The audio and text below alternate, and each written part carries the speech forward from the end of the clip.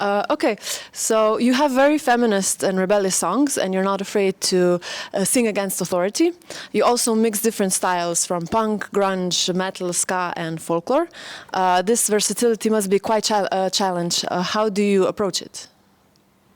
I think the main reason why we have all this mix in the songs is because we all had very different influences from music, but also I think when we first started, we said like we wanted to play something like psychobilly, and we didn't make it because we were not so good at playing, and so we just end up playing what we were able to play.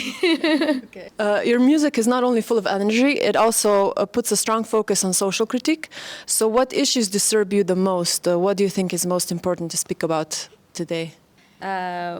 In Mexico, there's a lot of injustice for the woman, so we need to speak aloud about that injustices. So we need to talk about every day, not just today, about that. And also the injustices with the police and the, how do you say politicos? Politicians. Okay. That's, I think that's we need to say. So how would you describe the social and political situation in Mexico? How does it affect you in your work? Has anyone ever tried to silence you? We haven't, like, really seriously, not. No. But I mean, it's what affects us, like the context that is affecting us is that all women have a lot of insecurity in Mexico.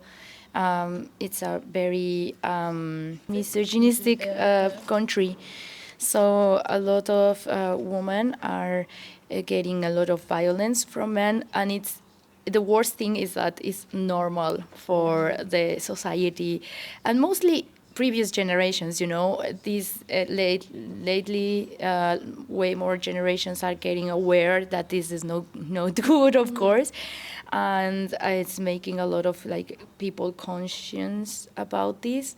But before it was really normal to like hit a woman and to keep them silent, or even like before a lot of women were not supported to study and to really have good jobs and things like that. So, but it was something normal, like for everyone it was normal. So that's the main problem, because we grew up with this education that is normal, that you stay at home instead of trying to prepare yourself more, you know, like trying to get high positions in the companies or whatever.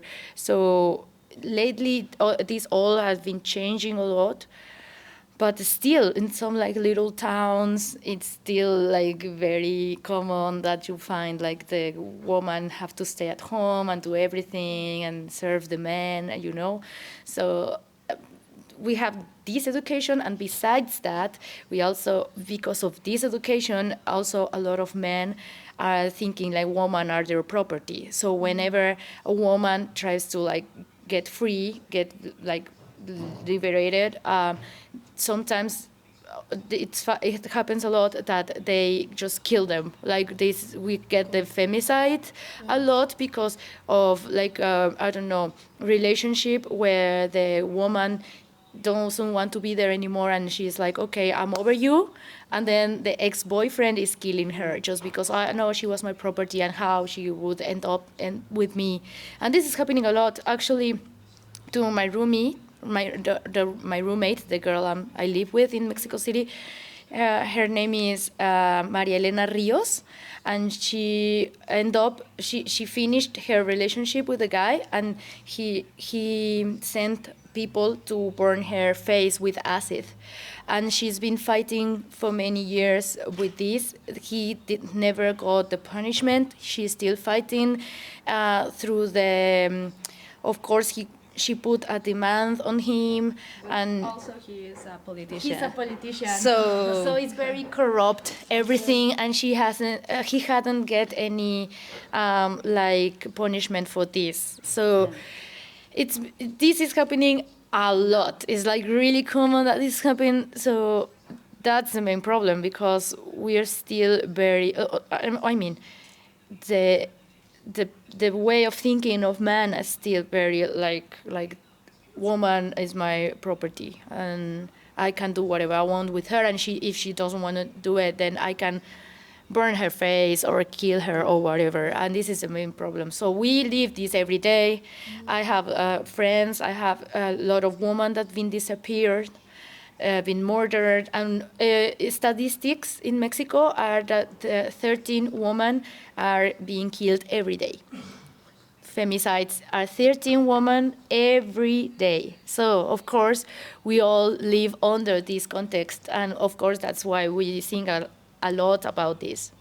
Politicians, are any laws being put into place to protect women, or is nothing really changing? How is this?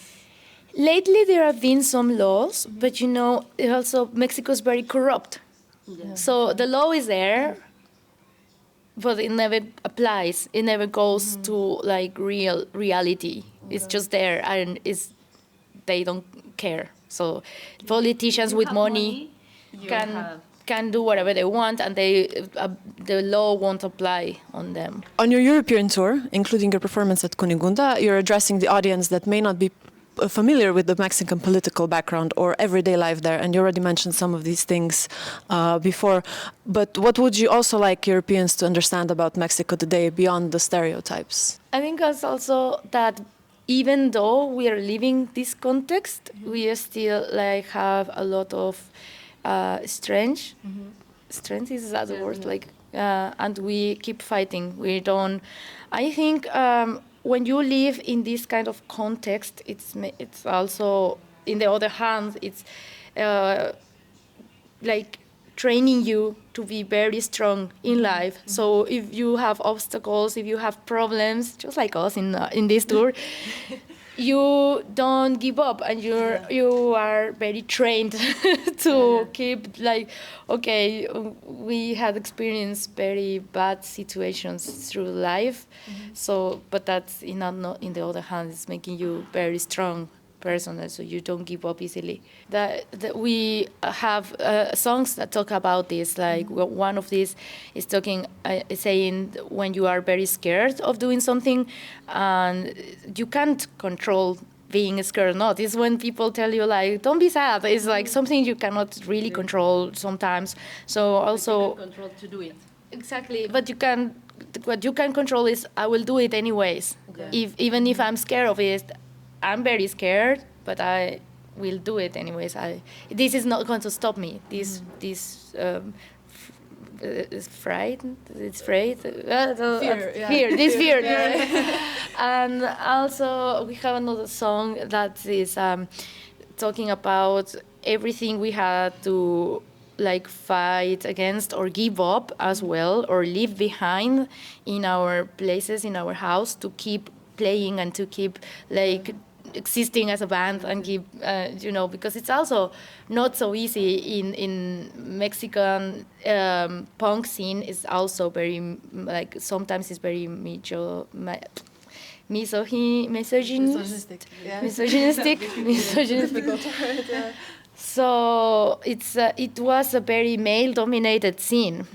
And lately there are new bands, there are new female bands, but it's also haven't been that easy to exist as a band in Mexico, and as well as touring, as well as everything. Well, we have the same problems as all the other bands. I know it's hard to every band, to DIY band, when you tour and when you do many things.